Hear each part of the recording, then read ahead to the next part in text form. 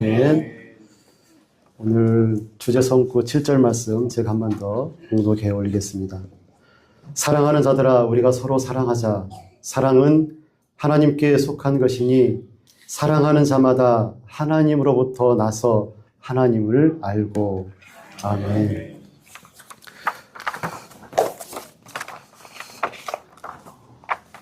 올해부터 꿈쟁이 부를 우리 강사모님께서 인도하시는데 너무 활기차고 명랑하고 애들의 얼굴이 밝아지고 너무나 감사합니다. 또 우리 이두석 장로님께서 또 찬양을 인도하시는데 왜 이렇게 찬양이 풍성하고 은혜가 되는지 제가 나기를 참 다행이다 그런 생각이 듭니다. 맡은 바 달란트를 가지고 하나님을 잘 섬기면 그게 은혜가 되겠구나라는 그런 생각이 들더라고요. 오늘 또 찬양 예배 가운데 함께 불렀던 담대하라. 왜 담대해야 됩니까? 예수께서 세상을 이기셨기 때문에 담대해야 되고, 이 사실이, 이 진리가, 이 진리 때문에 우리가 주 안에서 은혜 가운데 갈 수 있고 또 사랑으로 넉넉해짐을 느낄 수가 있는 것이겠죠. 감사합니다. 오늘 말씀의 제목은 하나님에게서 난 사람의 사랑입니다. 17세기 스코틀랜드의 영성가이자 목사님이셨던 헨리 스쿠걸, 그런 사람의 영혼 안에 깃든 하나님의 생명이라는 책에서 유명한 말을 남겼습니다. 참된 신앙은 그 어떤 지식이나 의견이나 종교적인 활동이 아니라 그 사람 영혼 안에 깃든 하나님의 생명이다라고 아주 귀한 말씀을 남겼습니다. 신앙은 생명이다. 믿음은 생명력이다라고 말할 수 있겠죠. 본질은 하나님의 생명, 예수 생명이 본질이고 핵심이다라고 말씀하고 있죠. 하나님의 생명이 사람의 영혼 안에 들어오면 반드시 있어지는 것이 변화입니다. 변화. 메마른 나무에 생명이 있고 그리고 따뜻한 바람이 불고 햇살이 거기에 비치면 초록 새싹이 돋아나죠. 하나님의 생명이 그 영혼에 깃들면 반드시 변화가 오는데 어떤 변화가 올까요? 삭개오가 그 변화를 맛봤죠. 하나님의 생명이, 예수님의 생명이 삭개오에게 임하니까 큰 변화를 가져왔습니다. 사마리아의 우물가 여인이 큰 변화를 맛봤고 다메섹 길 위에 사울이 하나님의 생명력에 큰 변화를 맛보았습니다. 그 변화의 가장 분명한 특징은 하나님을 사랑하는 겁니다. 그런데 왜 하나님의 생명을 품은 신앙인들은 하나님을 사랑할 수밖에 없을까? 생명이 자신의 본성을 드러내기 때문에 그렇습니다. 모든 생명에는 자기만의 성질이 있죠. 불의 생명은 뜨거움이고 빛의 생명은 밝음에 있습니다. 나무의 생명력은 열매 맺음에 있겠죠. 마찬가지로 하나님의 생명이 깃든 영혼은 사랑할 수밖에 없습니다. 생명의 또 하나의 특징은 방향성을 갖고 있다는 것이죠.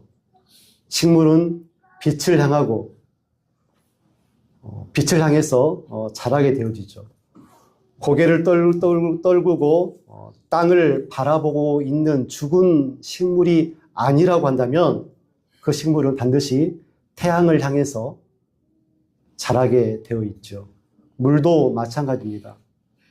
고여 썩은 물이 아니라고 한다면 반드시 그 물은 낮은 곳으로 흐를 수밖에 없는 것이죠. 하나님의 생명이 깃든 영혼들, 하나님의 생명이 깃든 성도들은 반드시 하나님을 향할 수밖에 없다는 말씀입니다.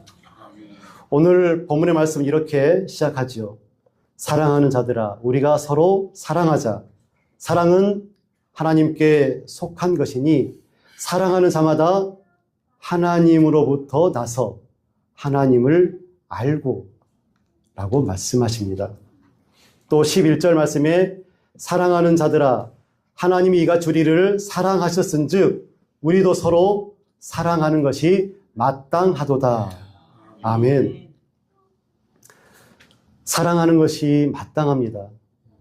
그럼에도 불구하고 우리가 살고 있는 이 세상, 이 현실은 그렇게 사랑하기가 쉽지만은 않은 것 같습니다. 교회 안에서도 다툼이 있고 오해가 있고 그 오해로 인하여서 많은 상처들이 교회 안에 있습니다. 세상 사람들은 다투고 싸울 때 어떻게 합니까?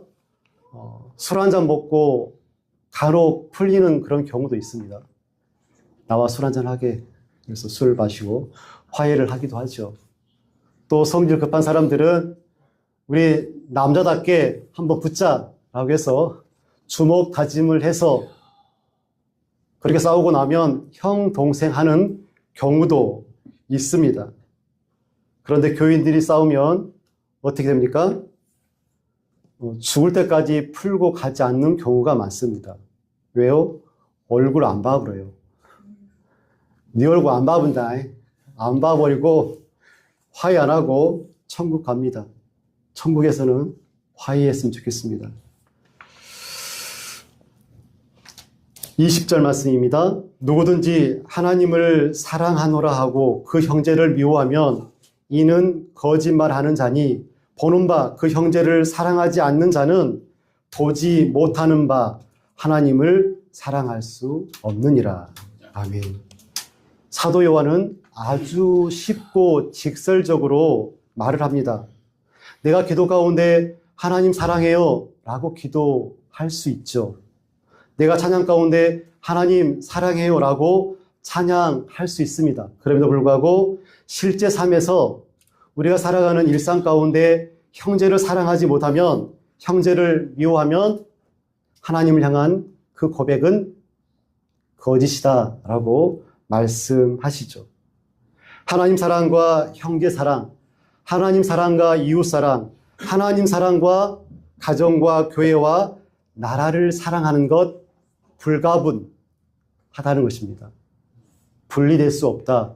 하나님을 사랑하는 사람은 반드시 사랑을 드러내야 된다라고 말씀하시는 것이죠. 이 말씀은 하나님을 향한 나의 신앙과 사랑을 단순하게 테스트해 볼 수 있겠죠. 하나님을 사랑하는 만큼 이웃을 사랑합니다. 이웃을 사랑하는 만큼 하나님을 사랑한다라고 볼 수 있겠죠. 형제 사랑에 무관심하다? 그러면 하나님 사랑에 무관심하다라고 우리가 판단하면 맞을 것 같습니다. 야고보서 1장 27절 말씀입니다. 하나님 앞에 정결하고 더러움이 없는 경건은 고아와 과부를 그 환난 중에 돌보고 자기를 지켜 새 속에 물들지 아니하는 그것이라. 참된 경건, 하나님을 향한 신앙은 약하고 어려운 이웃을 돌보는 것으로 드러날 수밖에 없다라고 말씀하시는 것이죠. 요한 1서 3장 17절 말씀입니다. 누가 이 세상의 재물을 가지고 형제의 궁핍함을 보고도 도와줄 마음을 닫으면 하나님의 사랑이 어찌 그 속에 거하겠느냐라고 말씀하십니다. 마태복음 25장 40절 말씀, 우리가 잘 알고 있는 말씀이죠. 지극히 작은 자 하나에게 한 것이 누구에게 한 것이다? 내게 한 것이다. 지극히 작은 자 하나에게 사랑을 베푸고 선행을 베푸는 것이 곧 하나님에게 한 것이다. 곧 예수, 나에게 한 것이다 라고 말씀하시는 것이죠. 서로 사랑하는 계명이 참 어렵게 다가올 수가 있죠. 21절 말씀을 한번 보십시오. 우리가 이 계명을 주께 받았나니 하나님을 사랑하는 자는 또한 그 형제를 사랑할지니라. 누구의 말씀이죠? 예수님의 말씀을 직접 한번 들어보십시오. 요한복음 13장 34절 말씀입니다. 새 계명을 너희에게 주노니 서로 사랑하라. 내가 너희를 사랑한 것 같이 너희도 서로 사랑하라. 사도 요한은 예수님께 들은 그 말씀을 재차 강조하고 있죠. 형제 사랑, 이것은 선택입니까? 계명입니까? 선택할 수 있는 선택사항입니까? 아니면 우리가 반드시 이행해야 될 계명입니까? 오늘 말씀 우리에게 서로 사랑은 계명이다라고 말씀하죠. 너는 나 외에 다른 신을 두지 말아라. 우상을 만들거나 절하지 마라. 섬기지 말아라. 내 이름을 망령되이 부르지 말아라. 안식일을 기억하여 거룩히 지켜라. 내 부모를 공경해라. 살인하지 말고 도둑질하지 말아라. 이 말씀은 하나님으로 믿는 하나님의 백성들이 하나님의 계명을 지키듯 그렇게 살아야 되는 것처럼 예수님의 제자들은 형제 사랑을 계명으로 받들며 그것을 준행하며 살아야 된다. 오늘 우리에게 말씀하십니다. 그런데 우리는 살아가면서 종종 이 계명을 지키지 못할 때가 참 많은 것 같습니다. 제 자신을 봐도 그렇습니다. 한 번 참고 두 번 참고 세 번 참는데 아니 두 번간 참겠는데 세 번은 막 올라와. 잘 안 되더라고요. 그 이유를 사도 요한은 단순하게 우리에게 설명합니다. 7절 말씀을 한번 보십시오. 사랑하는 자들아 우리가 서로 사랑하자. 사랑은 하나님께 속한 것이니 사랑하는 자마다 하나님으로부터 나서 하나님을 알고 라고 말씀합니다. 사랑하는 자는 하나님으로부터 난 사람들입니다. 사랑은 인간의 노력으로 만들어지는 것이 아니라 하나님에게서 난 자들이 맺을 수 있는 그런 생명의 열매가 바로 사랑입니다. 여기서 나타라는 그런 동사, 이 단어는 헬라어로 겟나오라고 합니다. 낳다, 출생하다라는 그런 의미이죠. 사랑의 출처가 하나님이라고 우리에게 말씀합니다. 사랑은 하나님으로부터 거듭난 사람들에게 나타나는 생명의 열매입니다. 그 사랑의 처음, 하나님께 생명을 보았고 생명을 얻은 그 사람이 처음으로 할 수 있는 그 대상은 하나님이고 그 사랑의 확대가 바로 형제 사랑과 이웃 사랑의 열매로 맺혀지게 되는 것입니다. 하나님으로부터 나야지만이 사랑할 수가 있습니다. 민들레 홀씨는 민들레에게서 나서 민들레의 삶을 살죠. 늑대는 늑대에게서 나서 늑대의 삶을 살고 하나님의 사람들은 하나님에게서 나서 하나님의 삶, 사랑을 드러내며 살아가는 사람들이 바로 하나님의 사람, 성도입니다. 하나님으로부터 난 사람은 하나님 안에 거해야 합니다. 사도 요한은 오늘 본문 말씀 가운데 안에 거하라 라고 말씀하죠. 13절 말씀에 그의 성령을 우리에게 주심으로 우리가 그 안에 거하고 그가 우리 안에 거하시는 줄을 아느니라. 아멘. 하나님은 성령을 우리에게 주셨고 우리가 그 성령 안에 거하며 살기를 간절히 원하셨습니다. 성령으로 충만했던 이들이 맺었던 사랑의 열매를 보십시오. 성령으로 충만했던 이들은 전도했고 헌신했고 섬겼고 자기를 낮춤으로 많은 사랑의 열매를 맺었습니다. 호남신학대학교 선교 동산에는 45명의 선교사님들이 잠들어 계십니다. 선교사님들과 선교사님들의 자녀들을 합해서 22명이 잠들어 있고, 그리고 묘비로 기념되어 오고 있는 선교사님들이 다 합해서 한 45명 정도 됩니다. 이 묘역에는 아주 중요한 인물들이 잠들어 계시는데, 클레멘트 오웬이라는 인물이 있습니다. 오기원, 한국 이름입니다. 의료 선교를 하고 한센병 사역을 했던 분입니다. 그리고 유진배, 한국 이름 배유지, 호남 선교의 핵심 인물, 호남을 선교하는데 주도적으로 이끌었던 인물이 바로 배유지 선교사님입니다. 그리고 엘리자베스 서서평이라고 하죠. 서서평 선교사님은 간호, 여성, 빈민 사역을 했던 아주 훌륭한 선교사님이십니다.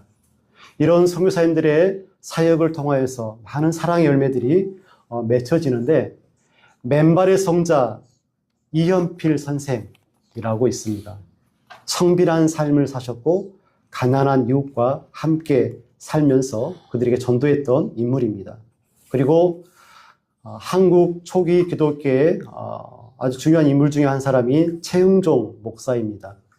한센 병자의 아버지 오방 최흥종 목사님. 최흥종 목사님이 이제 소천했을 때 수천 명의 한센병 환자들이 그 뒤를 따르면서 아버지 우리를 두고 가시면 어떻게 합니까? 라는 그런 일화가 유명합니다. 그리고 이들과 함께 했던 많은 여성 영성가들이 열매로 맺혀졌죠. 남수단 톤주에서 선교 활동했던 분 계시죠. 이태석 신부님. 그리고 지금 우리나라 농어촌에서 섬 지역에서 많은 목사님들, 전사님들이 선교하시고 목회를 하고 계십니다.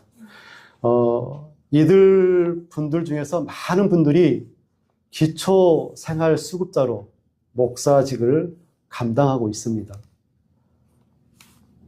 이 많은 분들이 왜 이런 삶을 살고 계신가요? 하나님의 생명이 그들에게 있기 때문에 그렇습니다. 그리고 그들 안에 성령께서 역사하시기 때문에 이러한 삶을 살 수 있는 것이죠. 사도 요한은 오늘 15절 말씀에서 예수를 하나님의 아들로 시인하라라고 말씀합니다. 15절 말씀입니다. 누구든지 예수를 하나님의 아들이라 시인하면 하나님이 그의 안에 거하시고 그도 하나님 안에 거하느니라. 아멘.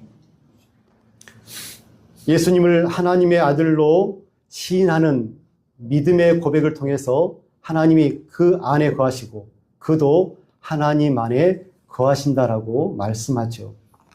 여러분, 시인하다라는 그 말의 느낌을 아시겠습니까? 초대교회 때 성도들은 어떻게 예수님을 시인했을까요? 단순히 입으로 예수를 시인하는 것이 아니었습니다. 로마 제국은 종교에 대해서 비교적 관용적으로 대했습니다. 그래서 땅을 정복하면 정복한 그 나라가 종교를 자유롭게 생활할 수 있도록 도와줬죠. 그런데 여기에는 한 가지 요구 사항이 있습니다. 그게 뭐냐면 황제에게 향을 피우는 것, 그리고 가이사는 주다라는 이 고백을 꼭 해야 됩니다. 이것만 하고 종교 생활을 할 수가 있습니다. 그리스도인들은 이것을 할 수가 없었죠. 왜 그렇습니까? 이미 그리스도인들은 예수를 주로 고백했던 사람들이기 때문에 가이사르를 주로 고백할 수가 없게 되어졌던 것이죠. 이 믿음을 통해서 하나님이 내 안에, 내가 하나님 안에 거할 수 있다라고 말씀합니다. 다시 말해서 하나님의 생명은 사랑이라는 열매를 맺습니다. 그 열매를 맺는 나무의 뿌리가 바로 믿음이라는 것입니다.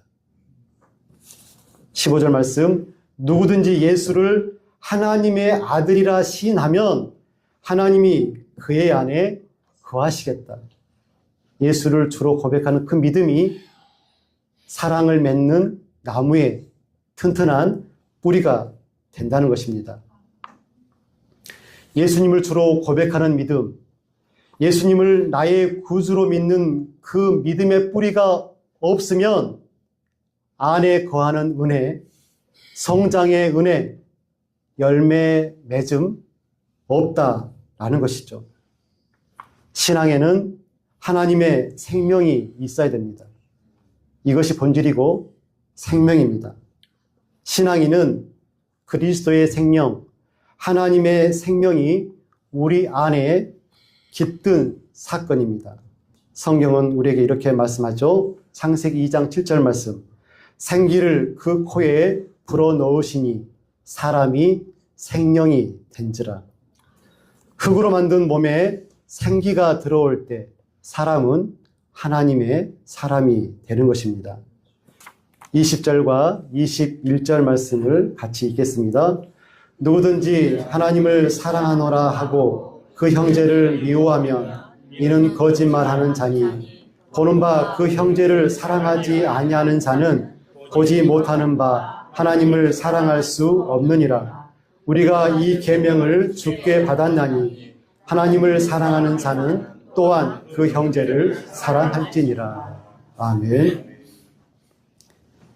형제 사랑에 대한 계명은 예수님께서 초대교회 공동체에게 주신 계명이고 오늘 예수님을 주로 고백하는 양림 제자교회 공동체에게 똑같이 주신 계명인 줄로 믿습니다. 아멘. 사랑 때문에 십자가를 지신 예수님, 그 십자가의 사랑이 우리에게 구원으로 생명으로 임한 줄 믿습니다. 사랑은 하나님에게서 난 자들이 맺는 생명의 열매입니다. 중요한 것은 우리가 하나님에게서 난 자들이라는 것입니다. 우리가 어디에서 난 자들입니까? 하나님에게서 난 자들입니다. 하나님의 생명, 하나님의 사랑을 마음속에, 우리 영혼 속에 품고 사는 자들이죠. 우리 영혼에 하나님의 생명이 깃든 성도, 그리스도인들이 바로 우리라는 사실을 기억했으면 좋겠습니다. 성령 안에 거하시기를 부탁드립니다.